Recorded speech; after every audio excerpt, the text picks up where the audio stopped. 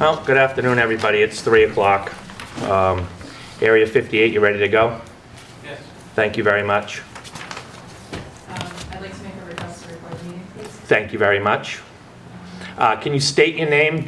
We're going to do something different with the minutes. Our typical minute taker has gotten a full-time job. So if you can state your name for this, we're going to use technology based on the recording. We're going to try AI for this. If it doesn't work out, Jen will review it and we'll take it the old-fashioned way. But we're gonna try and use technology. So. With Community Land and Water Coalition. Thank you very much. All right, so again, good afternoon, everybody. Welcome to the Earth Removal Committee meeting for May 6th, 2025. We're in meeting room 1 in Town Hall. It's 3 o'clock in the afternoon. You guys all know me well enough by now. Most of you I've seen before. Please silence your cell phones. The board will be recognized first, of course, and if appropriate, the audience will be called on. The chair or the acting chair has got the right to stop any conversation. And we'll just keep the comments to yourself unless you're called upon, please. Area 58, again, thank you very much for being here and helping us out, as always. And I know, Catherine, you're recording for Community Land and Water. If anybody does get the opportunity to speak, if you could just sign the sign-in sheet, that would be greatly appreciated. Next, we'll go to the approval of the minutes from April the 8th. I'll make a motion to approve the minutes as presented from the April 8th meeting. All right, John first. I'll second that. Roger for a second. I guess we should. Any discussion on the minutes? Everything looked good from everybody's viewpoint? Yep, Okay. they all look good. Okay. Yeah, she does a fabulous job. Yeah, I think Ashley has done a fantastic job for us. I'm sorry to see her go, but I'm never sorry to see anybody do themselves better. So, with no further discussion about the minutes, all those in favor signify by saying aye. Aye. Aye. Any opposed? Any abstentions? And Dick Ward abstained. Dick Ward abstained. Thank you very much. And by the way, welcome back. I know you've been off for a little bit, and we really, really appreciate seeing you. Thank you. And it's nice to have your presence and wisdom here with us, Mr. Ward. All right, so we've done the minutes. Let's talk about the potential meeting date, our next meeting date. I have first Tuesday of June is June 3rd. We do it here in meeting room 1, 3 o'clock, if everybody's okay with that.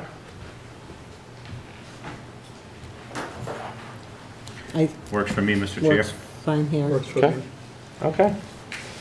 Mr. Ward, you in for the 3rd? I think so. Good man. I don't know for sure. I'm open. But we'll cut to the pass if you can't make it for reasons, certainly. So with that, I see everybody is available on June the 3rd at 3 o'clock in meeting room 1. We'll make sure we schedule the room, Jen, please, if you would. With any luck, we will not have a conflict with the select board. One can never tell. I'd like to set the next potential site visit dates as well.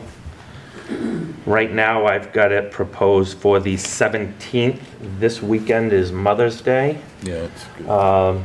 The following weekend after the 17th is Memorial Day, so this is I think the opportunity that fits me the best, but we'll see how you guys all feel about the 17th.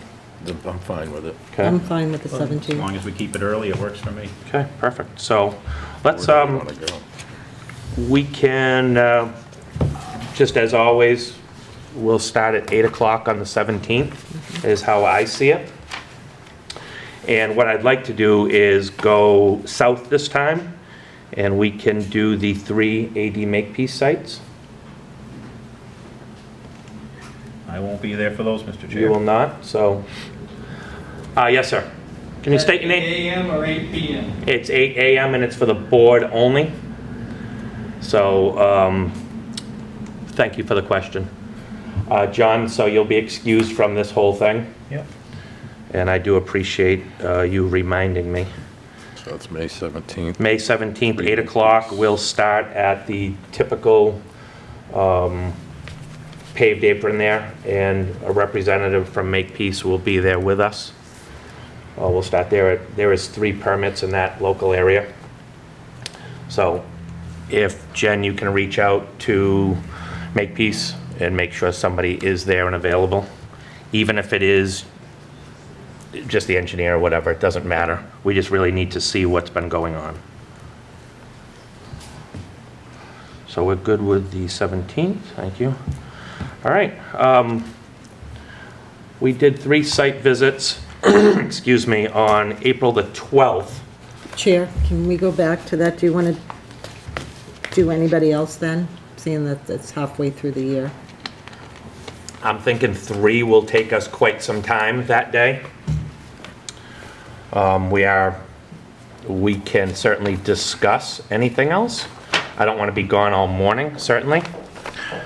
And I am looking to have potential site visits every month for the Okay. summer. All right. We'll let the record show that Town Council Amy Questle is present. Amy, thank you so much for coming to help us out today. I really appreciate it. Awesome. Hope traffic wasn't too bad for you. It was pretty bad. Isn't it always? Yes, as a matter of fact, it is. So, does anybody want to do any site visits other than the 3 at Makepeace? I know Judy just brought it up, and I think it's certainly something we should chat about. I think the 3 will take us probably an hour and a half, maybe 2 hours on a Saturday morning. Okay, then we'll just, I'm good with just the 3. Okay. You good with that, Judy? Mm-hmm. Okay. So let's do that. We'll start at the entrance to the pit there at 46 Federal Road for Makepeace.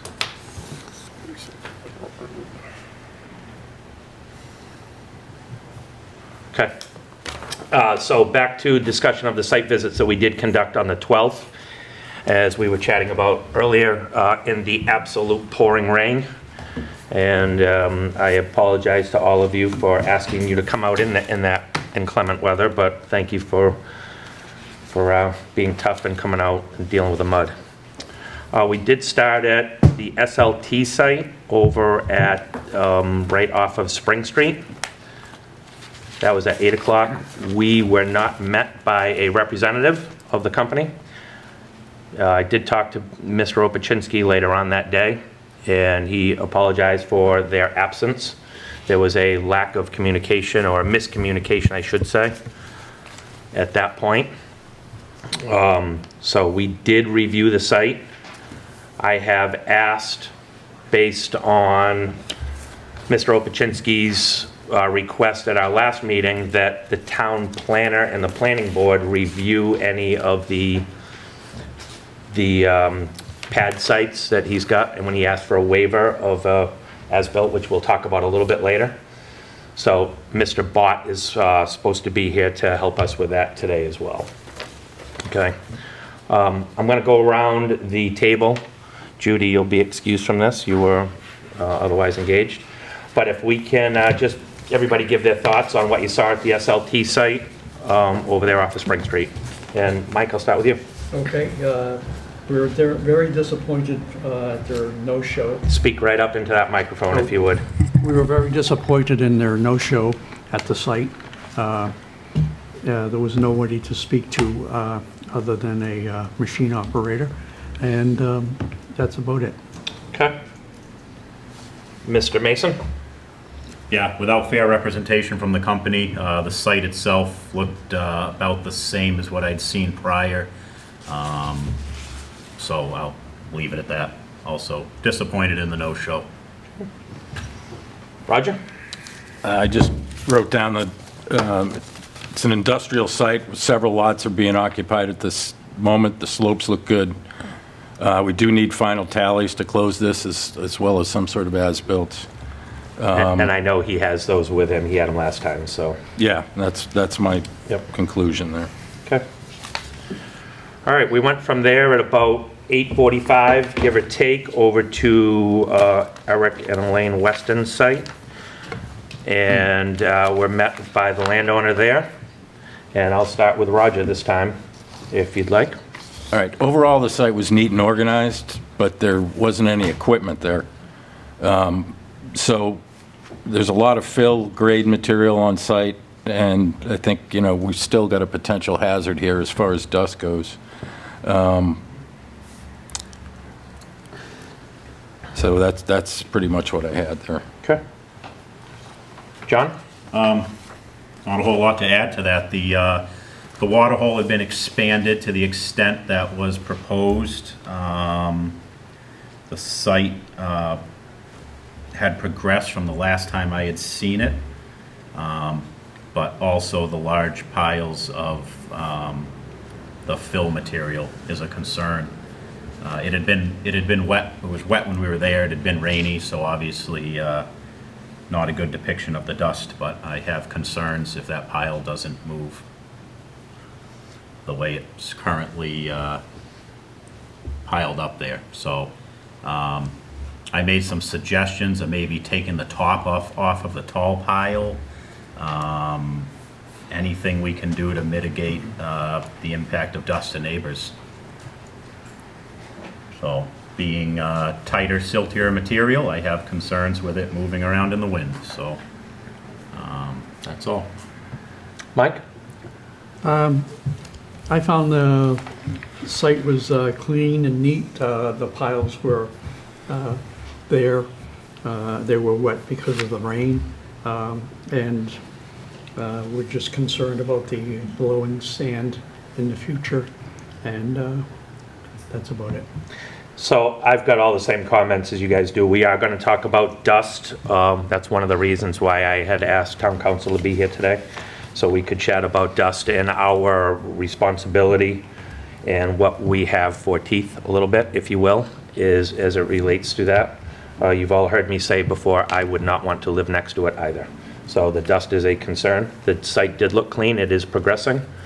I have been back in there since, and they have been hauling material out.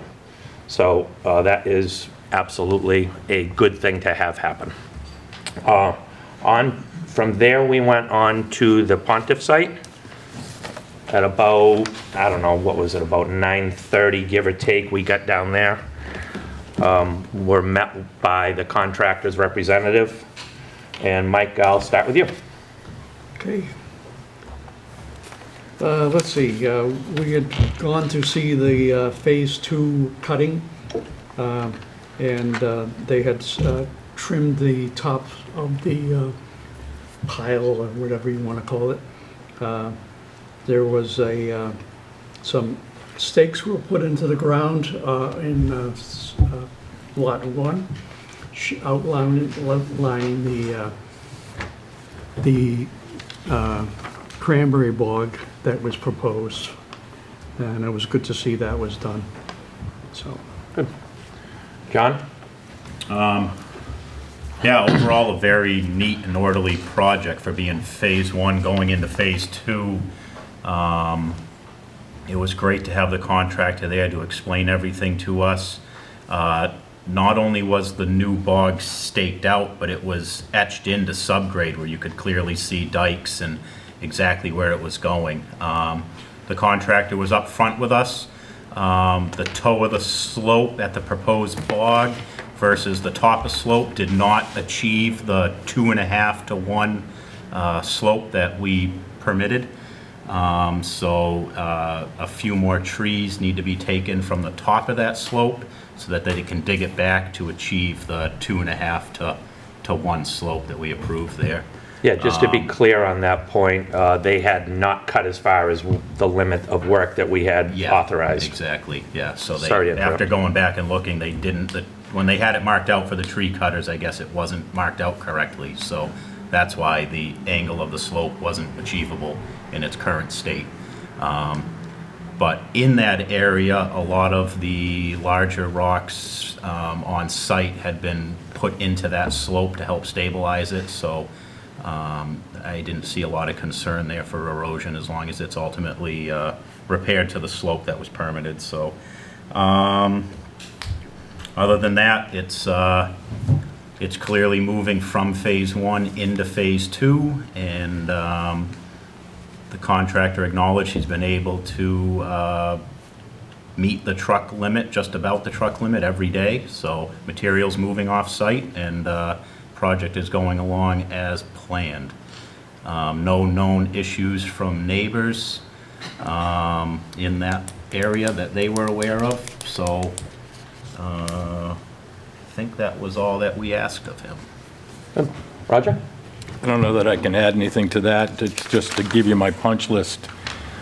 Seeing the outline of the bog was nice, and the fact that it is in grade for future build. Phase 2 cutting and stumping was completed, and they're going to use the topsoil from Phase 2 for Phase 1 completion. The site was extremely neat and organized, and overall a model project, in my opinion. Okay. I'll add to that too by saying that no material has been taken off the site from Phase 2. We have allowed the cutting. The contractor has told us that they're getting there. They'll be in front of us before any material from Phase 2 leaves. The Phase 2 that they've stumped and cleared part of, they've left as much of the hardener topsoil there until it was going to go down to stop the dust issue like we've talked about. But in my opinion, it is in fact a wonderful looking site too. It is being completed as promised, which is really, really, really encouraging to see out of a contractor doing a very large project like this. So, Judy, do you have any questions about anything we've just discussed as far as the site visits? I know you weren't able to be with us, so. No, my only concern is the Plymouth Street project with all the dust. Yeah, so again, it was, that day, it was an absolute deluge, and there was no dust. And like I said, we will be talking about dust with Amy this afternoon. And I know that they had some of their contractors go up into the neighborhood Yep. to clean up some of the dust.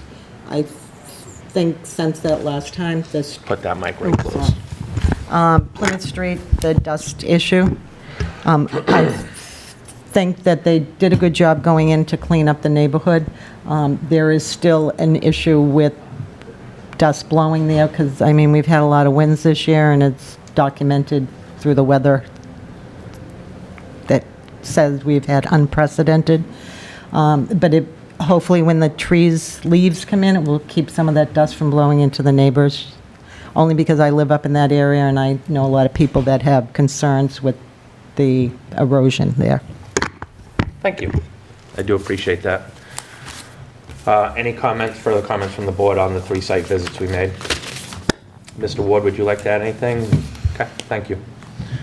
Next up is from Mr. Woods from O&M. I believe in your packet you have seen the document that John has provided to Jen for us. Mr. Woods, thank you so much for coming to hang out with us for a few minutes. Good afternoon. Thank you for having me. John Woods, Deputy Director of Operations and Maintenance. I'm before you today to ask for the release of $9,000 from the committee from the ER fund to purchase a new line painting machine. What do you pay now? I mean, how much do we pay? I remember signing off on invoices, and line painting always seems pretty expensive. Yeah, so the line what's the painting that you savings? signed off on was what we call long lines. That's the fog lines and the center lines that are on the roadways. That's done by an outside contractor. This machine that I'm asking for is all the handwork that we do in town. We do stop bars, arrows, radiuses at intersections. With this new machine, we could probably start painting some town-owned parking lots and some other things like that. The machine that we have now is 25 years old. Okay. It's in need of a pump rebuild, and that's basically the whole machine. And I know it's 25 years old because I started running it when we first got it. So it's a replacement piece of equipment? It's to replace this, yes. Yep. Gotcha. The technology gotten any better in 25 years in this type of equipment? Technology has gotten a little bit better. A couple different things with this machine. I have Billy Garnett with me today. If he could maybe come up if you'd like and talk a little bit more about it. He runs it more than I do now. And he actually is the one that got me the quote on it. But yeah, I think they've improved a little bit, and it's just like I said, the machine's 25 years old.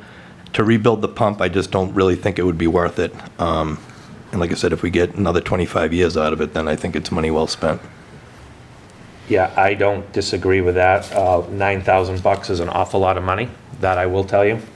I have not spoken with the Director of Finance about how much money we have. So if we were to entertain a motion for this, it would be contingent upon making sure that we have enough funds secured in the account to make sure we cover it with our other bills as well, Absolutely. just to keep you in the loop. Totally understood. Timeline, this is something you obviously do during the course of the summer season. Correct. Yep. What's your lead time on buying this, if it was approved? I mean, if we'd approve it, we'd get it as soon as we can. We're okay, ours is working right now, but like I said, it does need a pump rebuild, and I just don't want to waste them. I call it a waste of money, to be honest with you, just putting it into a 25-year-old machine. I just don't think it's worth it. As do I. Comments from the board for Mr. Woods? I have some questions. There you go.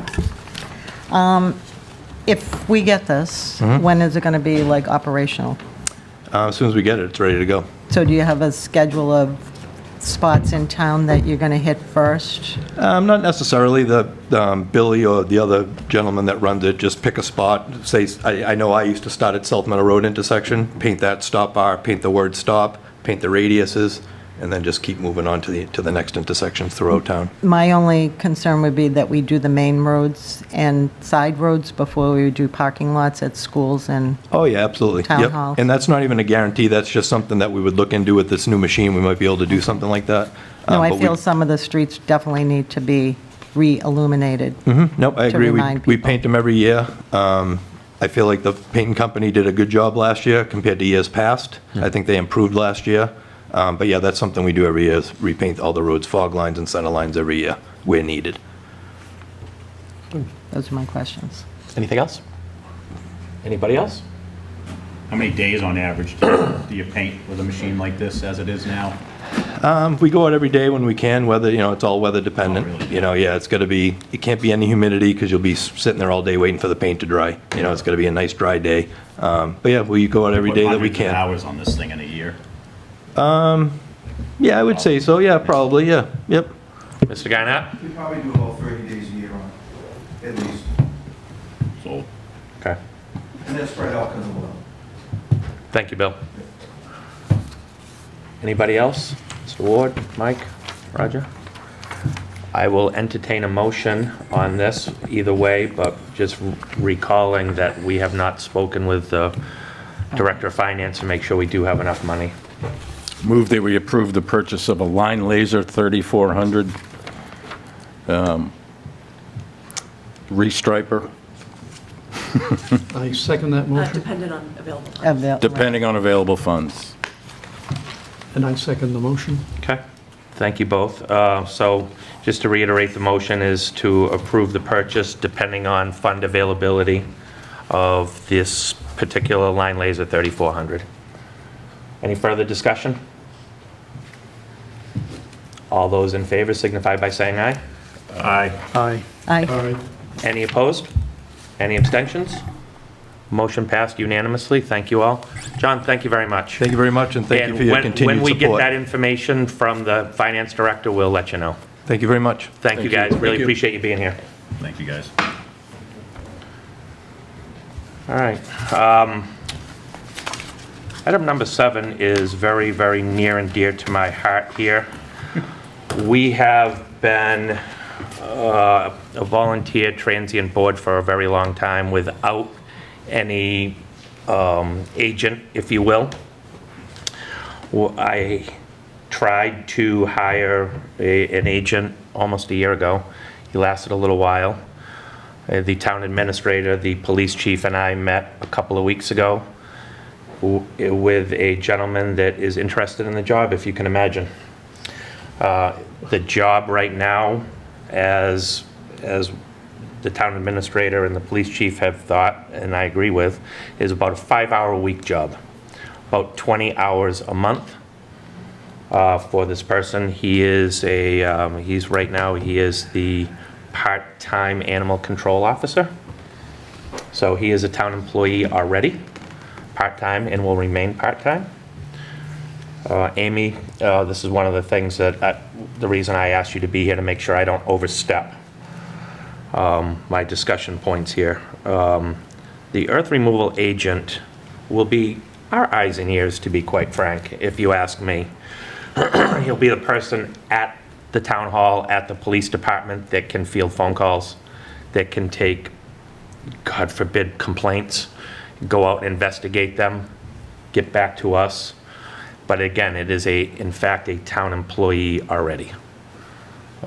There's been some further discussions about job descriptions and such. With that, the police chief ensures both Glenn and I, the town administrator, that this was something that would work within his budget through the earth removal committee's budget as well. We would in fact be paying that salary out of our budget to have this person help us. I think it's absolutely necessary to have a town employee working as this, like conservation has, like building has, like planning has. Obviously, the animal control officer has. So at the end of the day, this is becoming it's a very contentious committee that we have, and it's better if we have town representation helping us out. So this is just for you guys, to be honest with you, and gals. If you have any questions of me, now is the time. When could they start? So he's on vacation right now, and I think he'd start sometime either the middle of this month or the beginning of June. So it's immediate. Do we need any procedural things, motions or anything to approve that, or? Amy, do we need okay, No. so there you go. So we're No, all set. just checking, your bylaw does not mention anything about an agent, so it would be my understanding, we could confirm this, but it would be my understanding that the town administrator would actually be the one that makes the final decision. And that's what he had said too, but it's really, really nice to hear that from you without being part of that conversation. It was something that he thought that I should bring to this group to let you know in essence, as a courtesy, which he's going to do to the select board as well. It's not a permission thing, it's a courtesy thing to just keep you guys all in the loop, because he does have the authority to hire for us in that respect. I think Rob will do a very good job for us. He's a sworn police officer, #1, which makes it a little bit easier, if you will. The fact of the matter is, he is not an engineer like our last guy was, so he's going to need a little bit of OJT on the job training. So he'll get some of that from help throughout town hall, through some of us. He's going to come on all of our site visits with us. He'll get to review all the plans and help Jen, and he and Jen can kind of work behind the scenes for us. He'll sit at all of our meetings. He will answer emails. He'll take phone calls. He'll take care of all that type of administrative stuff that an agent typically does. I see Emil sitting in the background here, so I would think he's going to be something similar to the conservation agent, where he helps steer the board and what his thoughts are along the way as we go. So, Mr. Wood, you had something? Well, I was just concerned, I'm thinking when you mentioned 5 hours a week, 2 hours or more would be each month at our meetings. Right. So that limit, if you're limited to that 5 hours a month. 5 hours a week. 5 hours a week. Yep. That still only leaves 3 hours to cover any of those things that he might have to get out on a call or something like that. Yeah, on a week that we have an earth removal meeting and say it's a couple hours, or maybe he's got an hour of prep, he'll have 2 hours available to him that week to do what he needs to do. But again, if it's 3 hours out of the month that he's doing that stuff, he's got the other 17 to kind of manage time and site visits and such like that. Okay. He seemed to think it was enough. Yep. I believe when Kevin was here, he didn't have that much time with us either. So I think it's one of those things that the bulk of his time is going to be, in the very beginning, it's going to be learning the job and the role. Mike? Will he be available to the committee to speak on the specific day that we already have? So we won't run into that problem where we had to switch days of our hearings in order to accommodate Mr. He was quite accommodating when I said we have that meetings on the first Tuesday of the month at 3 o'clock, and he said fine. So Thank you. I'm not inclined to change this again. Thank you very much. Roger or John, you guys have anything? No. I guess my question is to Amy, not having the bylaw in front of me, does having an agent like this, does he have the same jurisdiction to enter a job site like we do to inspect? No. No. No, so, even though the bylaw says that you can go onto property and inspect, there is still the Fourth Amendment, so really you need permission, everybody needs permission Okay. to go onto sites. Okay. So, looking at the bylaw, section 136, all of the responsibilities are on the earth removal committee.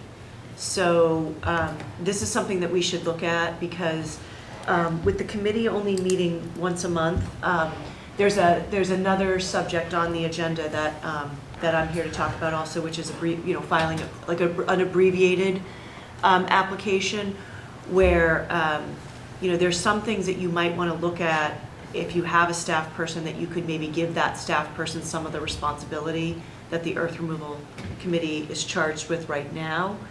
But right now, the way that it's written, everything's on you guys. So this person would really be supporting this board. So they would have no decision-making power, Right. Nothing like that. So as opposed to a conservation agent, like you had just mentioned, so with a conservation agent under 131 section 40 or 310 CMR 10, under the Wetland Protection Act, the conservation agent has the ability to go out, issue an enforcement order, provided the board ratify it at the next meeting. But they actually have that, they have some enforcement authority and things like that. So we can think about, possibly amending certain things to maybe take some of the onus away from you guys and allow staff to do more things. Okay. It's up to you. Well, I think that that's a great point, number one. And it's encouraging that we can potentially do that. I thought we had that person in Kevin. We'll see how the other guy fits and if he wants to stick. Because it's, 5 hours a week. It's not a lot of time.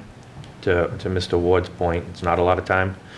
But if Rob sticks with us for a while, then I think we start developing something like that, kind of gives him a little bit more authority without our presence there, I would suggest. And then I do want to make it clear, the bylaw does have provisions where it says ERC and/or its agent. Mm-hmm. But it doesn't define the agent. But, so there's some things that the person can do, they can step right into and do. But really, when I looked at the bylaw, all of the major decisions are made by you. Which I think I personally think that that's better as a committee instead of a single person, especially an open meeting, that we get to come and talk about it in front of the audience and in front of TV. And how we make our decision and how we arrive there, instead of it being a one-man band out there. Yeah. Especially where Rob doesn't have a lot of experience in this regard right now. Hoping to grow him into that. We just need legs and eyes out there to help alleviate some of our burden. And I can't agree with you more, John. I can't agree with you more. This will bring it, I think, to a more of a professional level, where it's a town employee at the town hall, much like having Jen here with us, is that her office is in the building where all the paperwork is. It makes a difference for the town, certainly. Through you, Chair. Yeah. So are we going to put together like a job description? So And- that'll be all on the town administrator. Okay. Yep. Will he look for us for some input? He may. Yep. And through you to Amy, is it something in the future we might have to change our bylaws? Well, that's something that I need to look at closer because you do have references to the ERC and/or its agent. So I think there are certain things that you could right away put onto the agent, to your staff person. The one section that I did see it in was violations, which I do think would be a significant help to you guys. So if there is a violation, that person can go out and note that there's a violation. There are certain steps that have to be taken afterwards that have to be taken by this committee. So can we institute that once we have a job description and we have an agent? Can we then add that to our bylaw without going to town meeting? No, you Okay. can't change your bylaw without going to town Okay. meeting, but your bylaw does have provisions that allow for your agent to do some actions. Okay. And then the other thing is that your bylaw has some provisions for rules and regulations, which I don't think have ever been. Amended, yeah. Okay, Cool? You good? I'm good. You good? Okay. With any luck, you'll get to meet Rob here in the near future. Mike? I have one more question. Yes, sir. About his assignments. Yes. How would he get his assignments? How would he know which sites to visit? So when it comes to that point and he's actually getting to be versed in the paperwork side of it, we'll probably give him those assignments together as a collective group. Unless, like Amy just said, unless there's a phone call that comes in that he might have to go look at. I understand. But I would suggest that, like I said earlier, he is going to come to our site visits with us. We'll get him acclimated with it. It's not fair to throw somebody to the wolves, to just send them out there by themselves in the beginning. So at that point, if he wants to go out, maybe one of us could go out with him just to kind of explain in the beginning. But other than that, I would highly suggest he's just going to come to our site visits with us, and then he'll get familiarized with all the plans and the bylaw and stuff like that on the paper side prior Okay. to going anywhere. And another question, will he say, I'm not going to see these sites because you already have permits and they've been enforced before, or I can see everything? I think my personal opinion is, and I'll defer to Amy a little bit here, but once he's spooled up, I don't think anything's off the table. Especially, and the reason why I say that is because I don't want us to telegraph where we're going all the time. That he is going to have to call, based on the landowner rights, he's going to have to call and set up an appointment, but he can call for an appointment that day. And that's how I'm seeing it as it goes forward. Not that we're looking to catch anybody, but it's, there's a deterrent there when you know that there's a potential that the agent's coming. Thank you. Thanks, Mike, I appreciate those. Amy, did you have anything further to add on that? I don't think. Thank you very much. So this brings it right up to where Amy has broached the subject, is the small yardage permits. I had a phone call from a grower the other day, and he has a very small amount of material, asked what he could do. He's not doing anything with it now because I wasn't sure. So there is an abbreviated permit that's called for in the town bylaw. Small amount, I'll call it. It's north of 1,000 yards a year, less than 5,000 yards per year. But this is, again, one of the reasons why I asked Amy to come with us today, so she could further define that for the audience, for the audience at home as well, and for us. We've not really had that situation in front of us.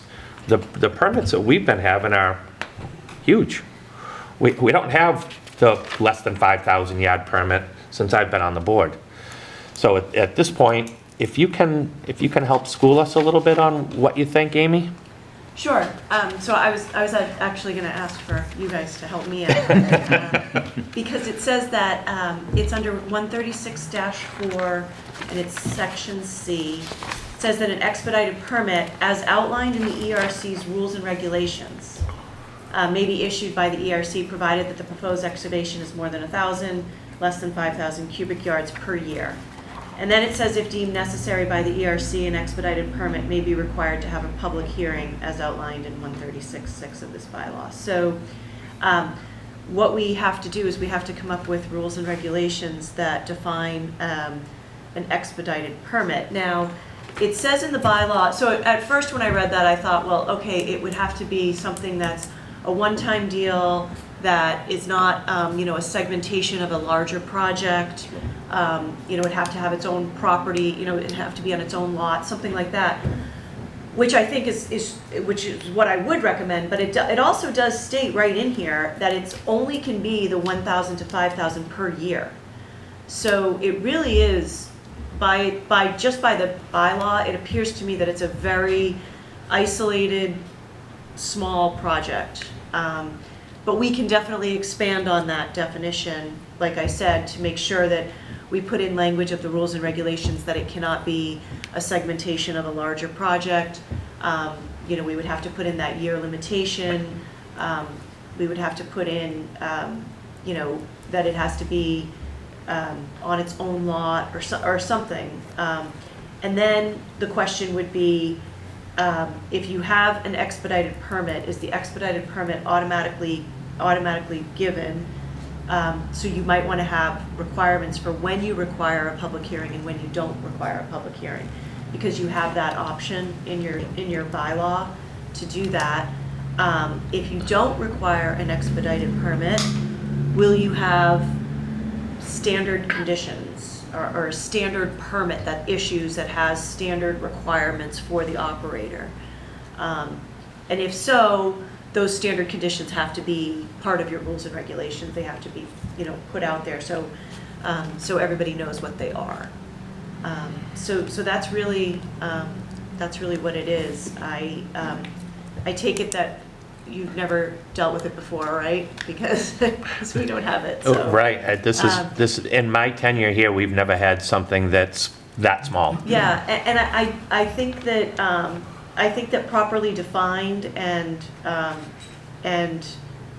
regulated, I'm sure it would be fine, and it quite honestly would be a lot easier for the person, the operator, and it would be a lot easier for this board to just be able to say, if it falls in these parameters, they get a permit. If it doesn't fall in these parameters, then they still have to come in for a public hearing.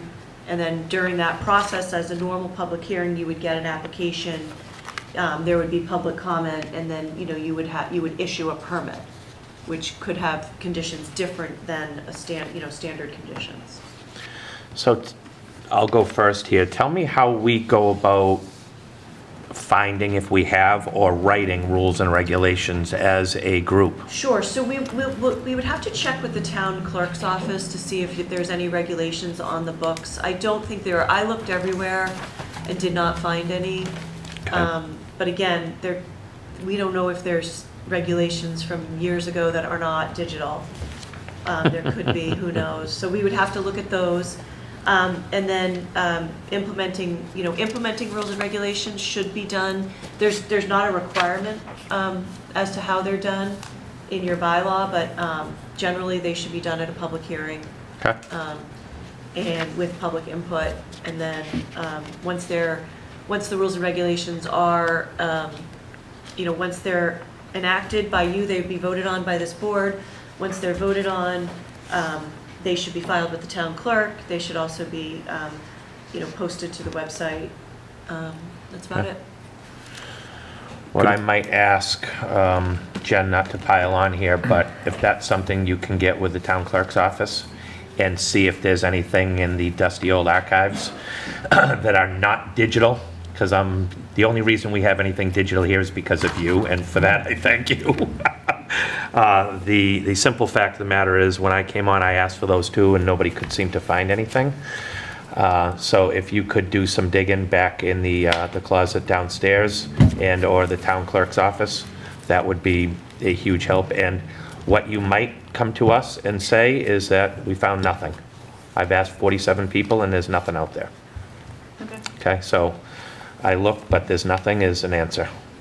Okay. Does anybody have anything? Yeah, my only question for Amy is, with the earth removal permit conditions in 136-7, establish the rules and regulations? So, so these are, again, general conditions that I think I've opined in the past that with a public hearing and an application, when you issue a permit, you can add to these general conditions. These don't have to be the same conditions that you have on a expedited permit. Because I would assume that an expedited permit would not take 5 years. It wouldn't, you wouldn't have to have the yearly check-in. And that's something that you could do through your rules and regulations that, for example, any work that is, any work subject to an expedited permit would only be good for a year, say. Right. Or, 18 months or something like that. So these would change, I think. Okay. Anybody else? So we either need we need the rules and regulations before we can move on this?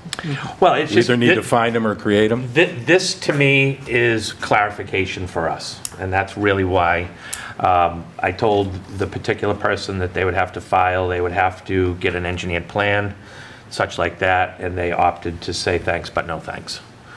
And that's what they did. So at the end of the day, when something comes across your desk that you've never thought about, you just got to find out the reason, right? And how we handle it. And this is, I think, the best way that we can Yeah, find out how to handle this. I think your hands are tied right now because it states an expedited permit, comma, as outlined in the ERC's rules and regulations, comma. So you really need those before you can issue an expedited permit, I think, unfortunately. Mike? Would this apply to builders building a foundation, excavating dirt out, and then pouring concrete? If it's over 1,000 yards and less than 1,000 yards, from what I understand. Oh, 1,000 to over 5,000. $1,000 and less than 5. If they're selling Yeah. the material. Yeah. So in a typical house lot, how many yards of material? I would be just guessing at that point, but I would suggest they're less than 1,000. Okay. And I'm guessing. And some house lots, there's probably none. Contractors and developers don't want to spend the money of logistics most of the time. They'll build something up around it to make it work. So there's generally no export. Try to keep it material neutral. Right. I think it's important that this committee pursue this because some of our smaller cranberry growers and landowners in the town make up a lot of our open space and what's important to this community. And it's unfortunate that they're discouraged with the threat of lawsuits and engineering and everything else, that it has to be a big-scale project to make it feasible. It's not right, and smaller property owners should have the same ability to do what they legally can with their material and their property to enhance it and keep it what it could be. So I support the effort greatly. Thanks, John. Mr. Ward? Just thinking out the need for small grower for sanding and things, but that's all agriculture, and that wouldn't pertain to a permit like this. Because I'm thinking it's pretty easy to come up with 1,000 yards if you're going to sand my bog.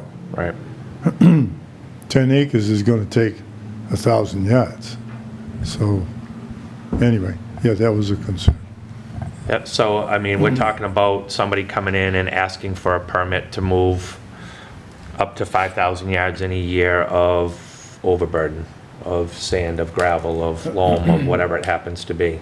The import of sanding a bog, unless it's coming from another site, a typical small grower is not gonna have that available.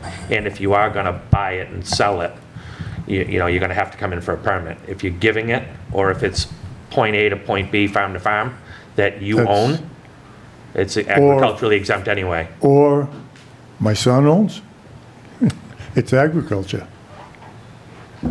Amy, I'm looking at you. If it's like ownership, Well, if it falls under 136-8D, which is removal necessary for normal cranberry-related activities and other agricultural uses. and then it goes on to define them. So if it's under that, then it's exempt. That Okay. falls under state ag exemption laws. There you go. Yep. Cool. All right, so Amy, thank you for the clarity and the direction. It's important that we try to accommodate all these permits, large and small, with the appropriate fashion here, and I think this is a big step in getting us to that point. Does anybody have anything else for this discussion point from the board? Okay. All right, permit number 71, Mr. Opachinski. Why don't you step right up to the booth there, and I'm going to ask Tom Bott, the town planner, thank you very much, to come up to the table with you, if you would. I've requested the town planner here for this, and Tom, thank you so much for being here with us. Yes, my email to you, which was being typed as I went to my other meeting, is in your inbox. Thank you very much. Judy, I'll let you review that. Once you do, you can pass it back along this way. So we were at the site, Peter, and obviously you heard how the board felt. Is there anything you want to add to that before we get into the discussion of the pit closure? Obviously, my apologies. I was out of town that weekend. My brother was my standby, who is co-owner of the company, and we unfortunately have had a turnover with some of our upper management. His phone call started at 5 o'clock that morning. Guy's coming in sick, so he had to readjust his priorities for the morning, I should say. I think he did offer to turn around from the job that we have in Fall River, but... He in fact did. It would have been 20 to 30 minutes, and depending on, so we opted you up for to that. continue on the path. Yep. So if there's any questions that you had from that site visit, I'd be happy to answer them. But as far as I know, if you came up to the gate that we have that pretty much keeps people out of the Plimpton side of our property, that is the town line. Okay. And I think there's a little bit of overburden that we have to the left of the gate that's going to be incorporated into the slopes. Okay.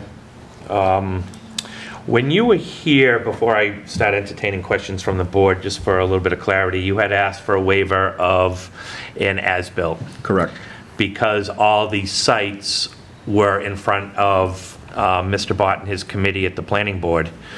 And after that day, I reached out to him. We had a brief conversation and an email exchange about if there was the availability of the planning board to look at the original set of plans from you, and then to see if there was a distinct difference on the pad sites that's in front of the planning board. This is different for us in this committee, where we authorize the earth removal. Planning board tells us when and what, and then how it looks at the end. So that's kind of, I think, one of the reasons for the waiver, and that is why I've asked Tom Bott. So, Tom, did you have anything that you could say to this to tell us if in fact the site looks as it was proposed in the beginning based on the site plans that you guys have approved and have gotten? Well, I just briefly looked at the file, and what's in the earth removal application, that plan with the multiple colors on it, are elevations, are finished elevations. Under the subdivision, we review those sort of things. There are spot elevations on the plan. In the planning board process, because we're holding a $495,000 bond to make sure the subdivision is complete. And the way we make sure that subdivision is complete is we have our inspectors go out there and we have an as-built plan to see it's built. So we will get an as-built plan at some point when Minister Opachinski wants his $495,000 back.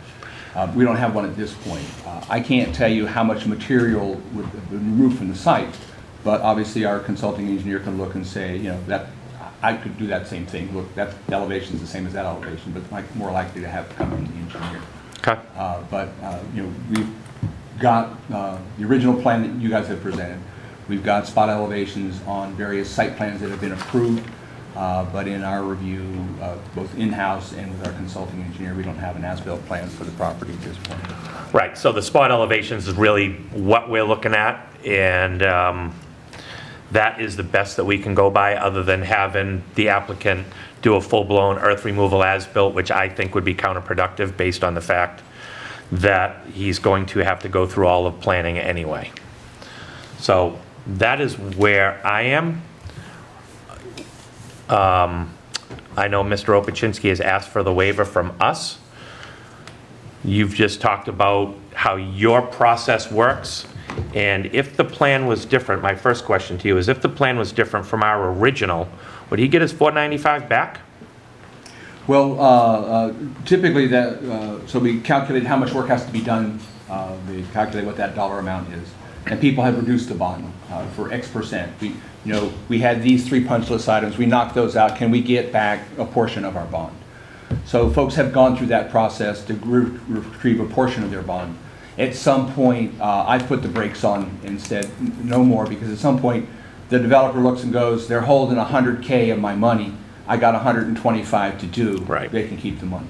Right. So the bond can be reduced, but, only, essentially to some extent, not to the extent that we don't give it all back at one point. If everything's buttoned up and punched up, that's great. This is not a tripartite agreement. So the 3 types of bonds the planning board can receive for surety. This is a bond. If it's a tripartite agreement, those are easier to reduce because you're taking with the bank and the applicant and the planning board. So in this case, for a bond, an insurance bond as it is, it would be just another instrument that they would produce. The town council would review the form. Our engineer would review for amount. And move along that way. But we will see an as-built at some point. Okay.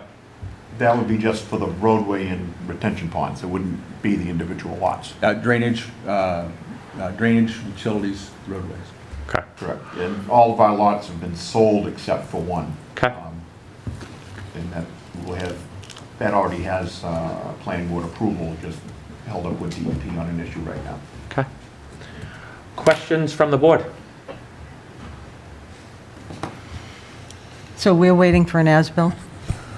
Well, that's... No, I think that's the question here. Right. I mean, my opinion on this, Scott, is that in light of the fact that there's no more earth removal, the site is developed and certainly partially occupied right now, and that the town's holding a bond, that we should waive the need for an as-built on this and move forward with the site closure. Okay. Mr. Ward? It sounds like the two would be kind of on the same level. So we're just doing duplication. We're requiring as-built, and then we turn around and the planning board's requirements are similar. So I don't see that we should have to pursue the as-built from our end. As long as we got a copy eventually that the planning board had accepted. Would that be the case? Okay. I have a question. So the whole issue for earth removal is to make sure that there's checks and balances on how many cubic yards were removed, and was the town compensated for that permit allowed? I did attach a log sheet that shows all. And it's making its way around the table. Were Yeah. made to the town and. I guess my in full. question is, like, topography-wise, if you cut out a chunk, and does that block equal the block that was originally permitted and as-built was for? So it'll show that I think we were permitted for around 540, and that's pretty much what we paid for. They were permitted for 557 and pulled We're within 540. 10,000, so. Anybody else have anything for the applicant? Yes. The material that is in Plimpton, did that come from the Carver side? That's been depleted. And then what we did was we did a final accounting for the McGrath property. Nothing to do with this permit, but on the McGrath property, which has already been closed out, Right. there was some remaining stockpiles in Carver, which believe we've submitted a report for the first quarter of 2025, along with our payment. Okay, thank you. And any stockpiles that are there are just results of our ongoing site work business. We bring stuff in, we take stuff out. Thank you. Anything further? Mr. Mr. Chairman, may I? You may. Sure, so what happens if you... Speak right into that microphone. We're doing AI today, so Sure. we'll see how it goes. Sure, what happens if you close out this permit and then you get the as-built later and find out there's something wrong? So that's why I've asked the town planner to be here to just make sure that, because this is a different type of a project that we're used to, because it does have all the other board approvals with planning and such along the way. Like you just heard from the board, I would suggest that I think it's duplicative as well. No, I understand that. I understand your waiver. I Yep. agree with, it's not my decision, but I think if I were sitting here, I would say, yeah, I would waive the as-built because it's duplicative. Sure. But why are you closing out the permit before you have the as-built? That's my question. Sure. I think granting a waiver is fine, but I think maybe closing out the permit might be a little premature until you get the actual as-bills to make sure that everything is correct, right? That's a good way to put it. I think that's what Judy was That's trying what to I was say in trying the to say. beginning as well. Yes. Thought you were going down that road. I was waiting. You picked up where I left off. So- Peter, talk to me a little bit about time frame for you to have all the as-bills to planning on all the lots, the roadways, and such. I would say this fall. Okay. That's our plan right now. So, Amy, I think this is a good point, and it's a perfect scenario for me to talk about the state law that the governor brought in. So, what's happened is I've just learned of a state law, economic development law that Governor Haley passed in November of 2024 that doesn't extend by ask, it extends by right, any permit for 2 years.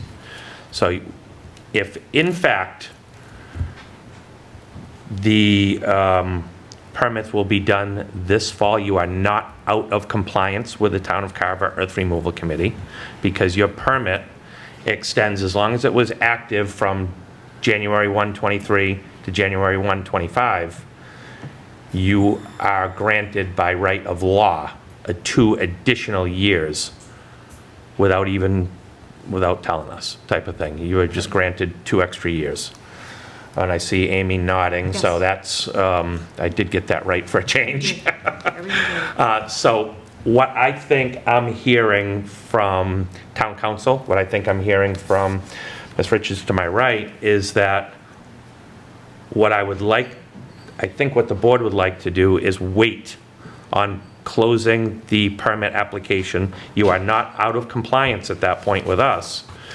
And you can then have all your as-bills done through the planning board. We'll review them and make sure we're good, and then we can revisit this at a later date once all the as-bills are complete. So even though there's 2 more lots technically to be built on, you wouldn't have as-bills for those 2 lots probably for a year, 2 years maybe, depending on what the buyers of those lots do? Sure. Does that affect it? So the only thing that's going to affect it is us having as-bills for the site. So there's 2 options I think you can pursue. You can give us an as-built for the earth removal committee, do the duplicative work.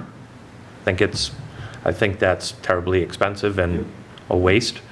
Or you can utilize the right of the 2 years of your extension, whatever that may be, and then bring us those as-built at the time, especially if they've passed through planning board. So I guess you've got, my responsibility, at least the way I look at it at this point, to the planning board is to provide an as-built for the roadway only. Okay. Drainage areas.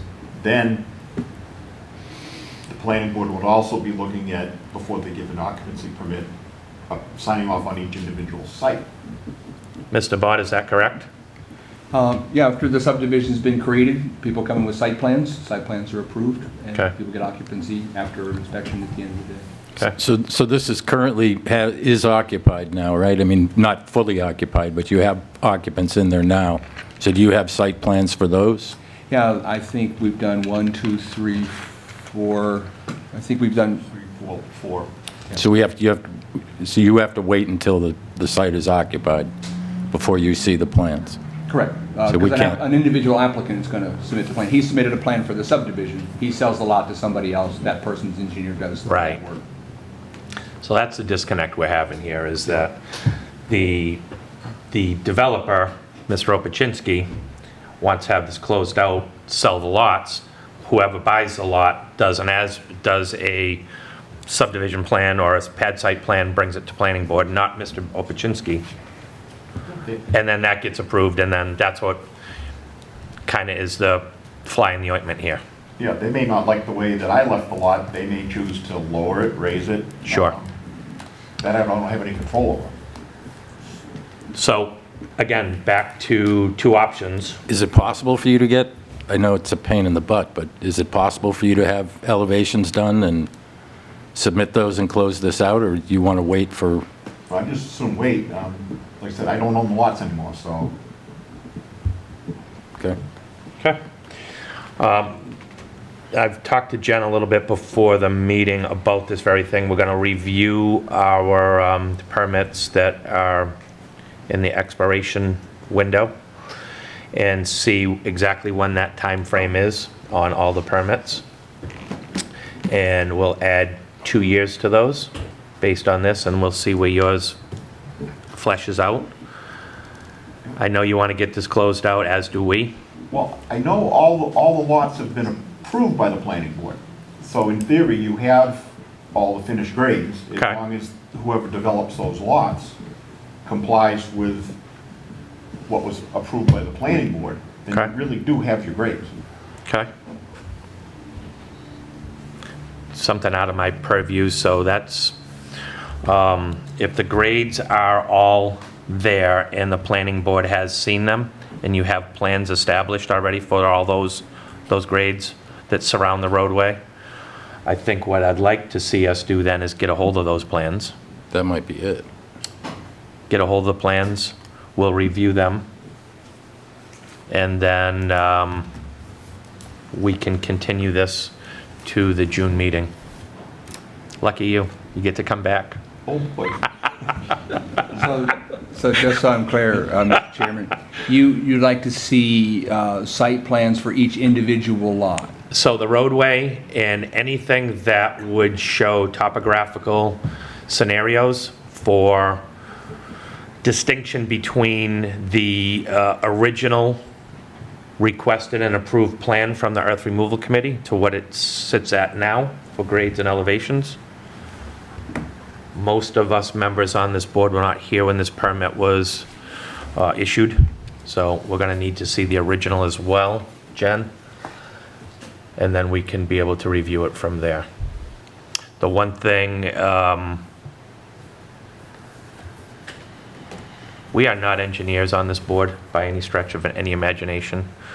I know you have peer review people at planning. Amy, would it be appropriate for me to ask planning to have their engineers, their peer review engineers, look at the original versus what they have and give us a determination based on what planning has currently? The peer review engineer for planning can only look at planning. So Okay. Andy can only look at what was submitted to the planning board. They What is- can't look at everything and give us some type of a determination that, hey, this is elevation X, and the plan that we have shows elevation X as well. So what you have is you have a permit that you granted based on plans. Yep. And then you need as-bills to make sure that those plans were followed. Okay, That's it. that's the Yep. the quick and Yep. dirty of it. So you either get those as-bills from Yep. a copy, when they do them for planning, you just get a copy, Yep, or he does as-bills for you. okay, That's all it is. I mean, But then it's up to us to interpret them. right. I think It that's is. what Scott's asking. Yeah, is it we is. need- We need help interpreting them. so you guys could, I'd have to look at the statute at 44, section 53G to see if earth removal could use peer review. If that's the case, then you could build that into your permits, Okay, that somebody has to, that they would have to submit funds for a peer review. Okay, But I can look at that. that's great. If I you don't- can look at that, that would be spectacular. I don't want you to get excited, because I don't think that earth removal is listed under 4453G, but I'll look at it. Well, I heard that we were, so there you go. Unfortunately, Peter, we're gonna continue this. No hurry on my part. So this way here, what I think you're seeing is that we're trying to be very accommodating. It could be very easy for us to say, get us an as-built plan, which I don't want to do. And at that point, how we'll go about that is to, because you are going through planning, you already have submitted all these things, we'll go through planning, we'll get the plans from Mr. Bott and his group. We'll be able to look at them. Amy will let us know if we can get a peer review, which will certainly be cheaper than you doing the whole thing. And we can go from there. Do we need a motion for that, Amy, to continue this? You have it on your agenda, so I would do a motion to continue it to your Okay. next meeting, whenever that is. I'll entertain that motion. I'll make a motion to continue the discussion in regards to number 9 on the current agenda, pit closure discussion of permit number 71, Mass DOT SLT off Spring Street, to the next earth removal meeting scheduled 6/3/25. There you go. 6/3/25. Oh, we have a motion. Do I get a second for that? I second that. Judy? Any further discussion? Not on this. I do have a question for Amy. We could do Is it that is it after. related to this? It's Well, I've related. got a motion on the Go floor. on. You're right, yeah. I'll wait. Okay. All those in favor signify by saying aye. Aye. Aye. Any opposed? Any abstentions? Thank you. That was unanimous. Peter? Thank you very much. Mr. Bott, thank you for your help. I really do appreciate it. All right, Roger, you had a question? Yeah, just in regards to this ruling or law or whatever it is with these extensions, is it a 2-year extension from the expiration date? Yes. So if we have a permit on here from 2015, for example, that expired, should have expired in 2020, Nope. Right. that they are So not there's covered, There's correct? what they call a tolling period, it's the applicability period. The permit has to be in effect January 1st of 2023 to January 1st of 2025. So the permit was in effect for these? It Because wasn't. we If It it didn't- wasn't, expired- it had expired. If it expired in It's 2020, expired. it wasn't in Right. effect. But we never closed it. Right. But- So Right. it's, Expiration is just different. because there was inaction doesn't mean it was in fact active, Okay. right? As far as the anything tolling pre- period goes. Correct. Anything pre-2018? Anything- Pre-2020. I mean, Right. Should if be you- held. If you, We have 5 years. you're looking at 5 years. 5 years. So you were right the first time, 18, right? 18 plus Plus 2. Right. plus 5 is 23. 23. So if it was active in 23. January 1, 2023 to January 1, 2025, you have a 2-year extensions automatic. Right, so this is the third permit extension act, which is a little bit different than the first two, because this one actually will revive expired permits, because it goes back to 2023. So there are permits that expired in say a permit expired in March of 2024, it actually is going to get revived. Right. Okay. So it's a little difficult. Yep. Yeah, it's a little bit wonky, and right here from our standpoint, where we're just all learning of this now. So, with that, Okay. I have a letter from Bill Madden from GAF, getting to point number 10, that Bill Madden is not going to be here representing the AD Makepeace Company today on the permit number 97 Hammond Street. So I'm going to continue that. I'll take a motion to continue that to the next meeting when he can be available. I will entertain a motion that he comes in on June the 2nd. I'll recuse myself from this. Thank you. Oh, that's right. Waiting for you. Yeah, I'll make a motion that we Roger. continue the pit closure for AD Makepeace permit number 97. Thank you. Do I have a second on that? I'll second that. Mr. Ward, thank you very much. I'd just like to point out, we're going to continue it to the 3rd. So June, Right. not the 2nd, which was a Monday. Yep, so it's June the Thank 3rd, you very Tuesday. much. Thank you. So I've got a first and a second. We've got a correction. Thank you. All those in favor signify by saying aye. Aye. All right. Any Aye. opposed? Any abstentions? Aye. Thank you, John. We are 5-1, passed. Thank you. All right, on to number 11, which is the dust issue discussion.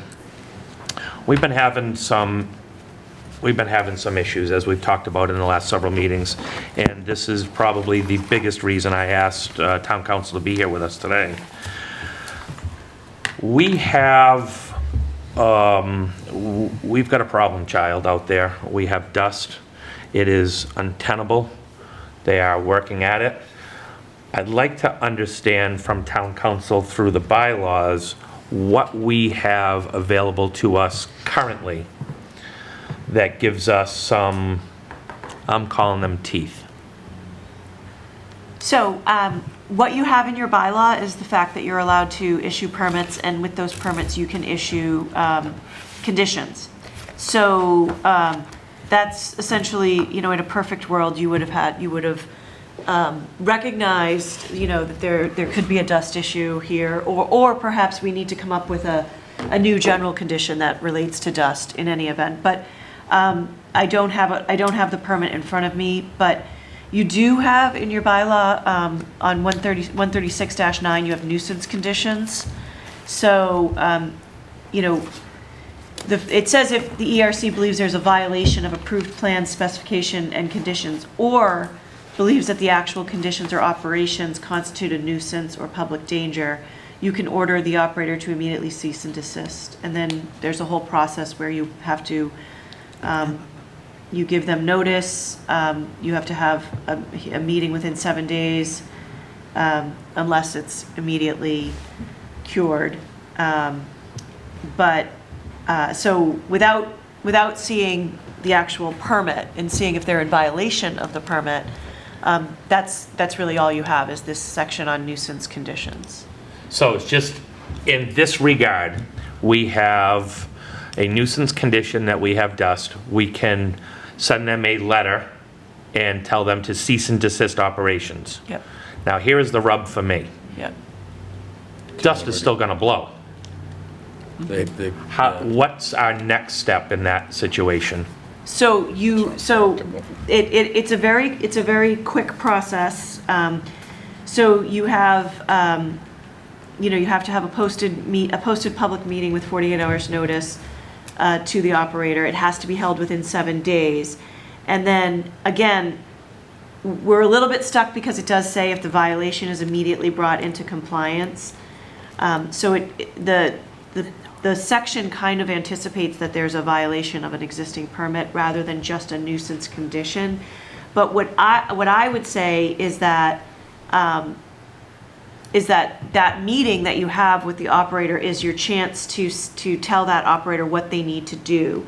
It does go on to say that if after review the ERC is satisfied that the alleged violation, nuisance, or public danger was corrected or unfounded, it can revoke and revise its cease and desist order as appropriate. And then it says, if after such review the ERC finds the permit conditions may be inadequate to protect the public interest. So you can, at that meeting, you can initiate new conditions to curb the public nuisance. Okay. And then if they don't comply with those, they get shut down again. Exactly, it's a cycle. It's a circle of life, if you will, almost. And it doesn't fix the problem. And that's right to the crux of it. It does not Well, they fix the can't problem. operate, so. But if it's a dust, if it's a mound of dust Yep. or dirt sitting there and the winds are blowing, and Right. they don't put anything over it to stop it, So. it's still gone. Exactly, except, what are the chances that it would just sit there? And that's what Don't- happened this winter. Don't they want to move it? They said yes, it did not move. Okay, So it was a wintertime situation that, I don't want to say is unexpected, because that's bad to say. The fact of the matter is, we should have seen it. It is a silty material. It was frozen. We had a northwest wind. in this particular site. It blew it into houses with a clear cut right behind them at that point, and it was awful. Yeah. So the fact of the matter is, a cease and desist, the dust persists. So what I'm hopeful of is that there is something in the bylaw that says, if you don't fix this, we can do X. The next is shutting them down. There's, what would X be? I mean, We fine you, we hire somebody Somebody as to a group push to it. clean it up. you can't, yep, no. So you would have to file an action. Okay, for- so we would have to go to court, and that's exactly what I wanted this group to hear, is that what the next step is that's available to us under the law, is that we would have to file, we would have to bring them to court, which then takes time, right? It I does. would mean, assume, I if don't it's know. If it's a genuine public, if it's a genuine nuisance and public, safety, no, we have provisions for Okay. expedited hearings, short orders, and preliminary injunctions. I guess what I think that we need to think about is we need to back up and think about conditions. So for example, would a condition, and again, I'm not an engineer either, so, but would a condition that a stockpile cannot remain for more than, I don't know, 14 days, 30 days, what would that be? Sure. But, if you had a condition such as that, then they're in clear violation of the permit, because that's sitting there. Right. Or, Could those conditions, Amy, be like a sprinkler system? so I was, Or yeah. some Yep. film thing that So we've if it's there for, required before? say, yeah, if it's there for longer than 7 days, then they have to do some kind of dust mitigation, meaning, yeah, they have to put a cover over it, they have to use the sprayer truck, things like that. Those are, those are general conditions that we put in, for example, when they're doing a large 40B, for example, any exposed material has to be either removed off-site or covered to cut down on dust. They have to do street sweeping, all that kind of stuff. So what I think I'm hearing is that we need to do a much better job with our conditioning at the outset of a permit instead of retroactively after, because the bylaw doesn't feel like there are any real tenable solutions other than stopping it from happening, stopping the work. And in this case, it wasn't working anyway. It was a weather-related phenomenon. So, and just bear with me for a moment. Okay, thank you. I will get to you. But other than that, the one thing we need to do is condition it, much like we've just talked about irrigation, straw, hydroseed, Yep. no piles to exceed X. Can we, as an earth removal committee, issue, without the bylaw having it present, a monetary fine for that? So, there are, because it's a general bylaw, most likely you are allowed to issue fines under the non-criminal disposition, but those fines are, they're pretty low, and they can be appealed to district court, and it's tough to get the fine. It's tough to eventually get the money. Okay. But, most likely you are subject to non-criminal disposition. Okay. Sometimes it's not worth the man-hours it takes to get the low fine that there's there. So there's nothing that we can put in that supersedes any of what's in the general bylaw? No, you do not have. We don't have the you do not authority to have say a it's a, provision. instead of it being $100 a day, it's Right. now 500. Right. Or you don't whatever have that. ridiculous thing we want to put in. Correct. Do we have the provisions as an earth removal, not planning now, because it's different, as I'm hearing? Do we have the provisions to bond these We do. things for that type of scenario, for dust? You do have the provision you do have the ability to require a bond. Be no different than what we've done with wells and other things, right? Okay. I would think, I don't know. Yep, All right. This is, that I'm sure we can do. So you have a bond or other performance guarantee acceptable to the ERC shall be established. You also have the ability to have a registered engineer, that is for monitoring projects, which is similar to a peer review Okay. engineer. However, I do wonder about that because I'd have to look into that because I don't know what your statutory authority is, but Right. I'll finish And who would pay the engineer? the applicant. Okay, thank you. Yep. Does anybody from the board have anything else to say? I'm going to move on here, but... Just overall, I think we as a board need to investigate the best practices for dust mitigation, whether that's through the agent or somebody, so that we can intelligently put this into our order of conditions. Yep. And we'll look to town council to help us with the And, legality on stuff like that going forward. He would appreciate it if he were in the room, but I'm not trying to throw Tom under the bus, but the town planner would be a great source for that too. Okay, Because planning deals with this. So Good. He Best would be a good practice. source too. that's great. I'm sorry, ma'am, can you step right up to the microphone and state your name for the artificial intelligence for us? So you got your own pen? I did. I brought one. Yeah. We're Paul and Deb Whitman. We live at 31 Washington Park. And right behind us, they're doing bogs. They, Off of Federal Road. So you better recuse yourself. Because this is Makepeace. Oh, wasn't made aware of that yet. we believe it's. We believe, we're not Yes. sure, but we Okay. believe it is. Stand hiding on Federal Road. Federal Road? Yeah. Yeah. Right behind Cranberry Village. Okay, yeah, I'll gladly recuse myself. All right, John, sorry about that, That's but all thank right. you very much. Thank you, Meg. Bear with him for a minute. Hold on. Yeah. I need you back. Yeah, you do, because at the end, I'm gonna have to do the same thing.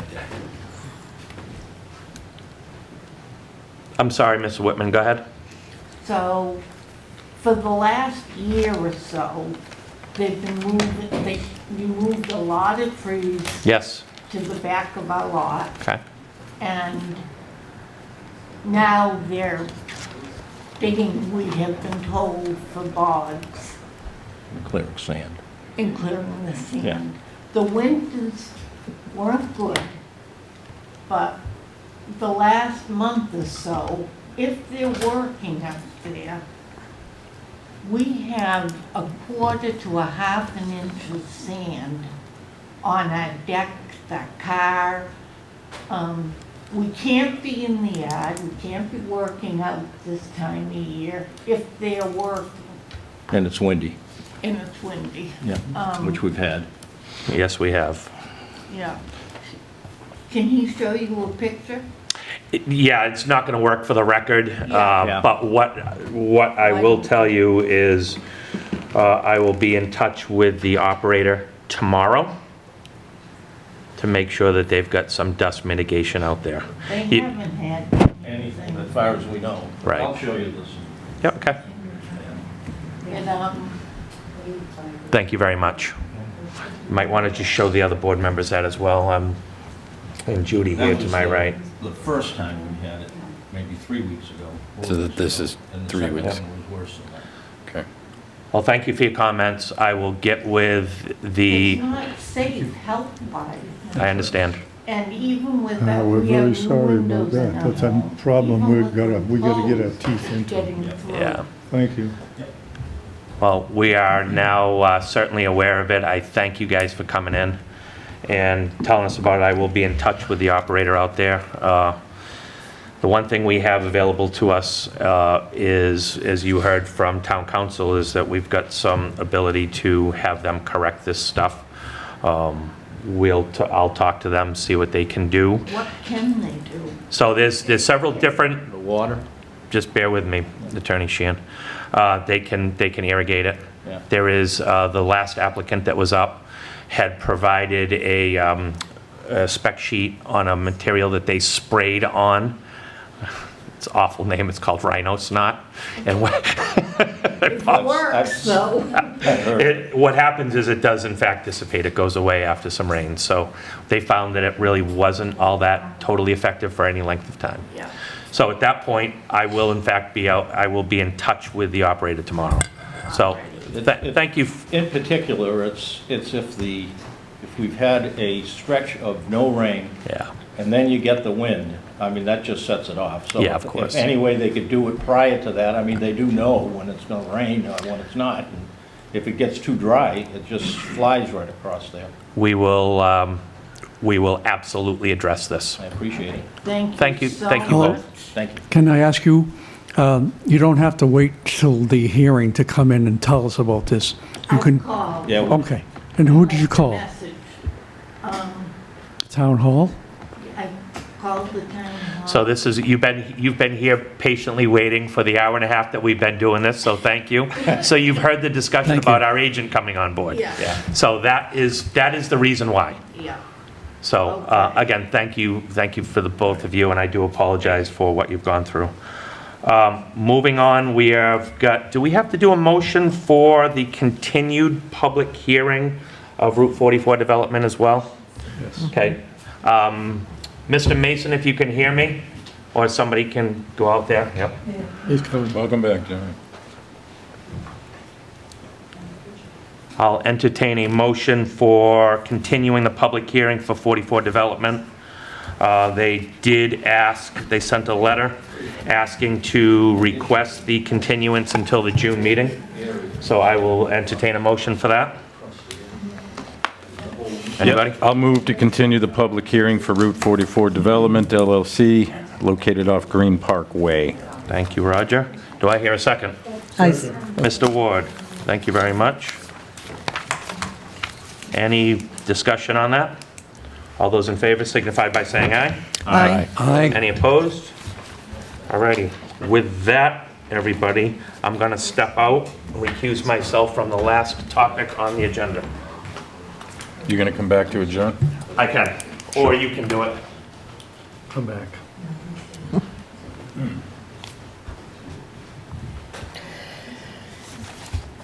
Okay, we're here to talk now about the continued public hearing of Fruit Dior Real Estate.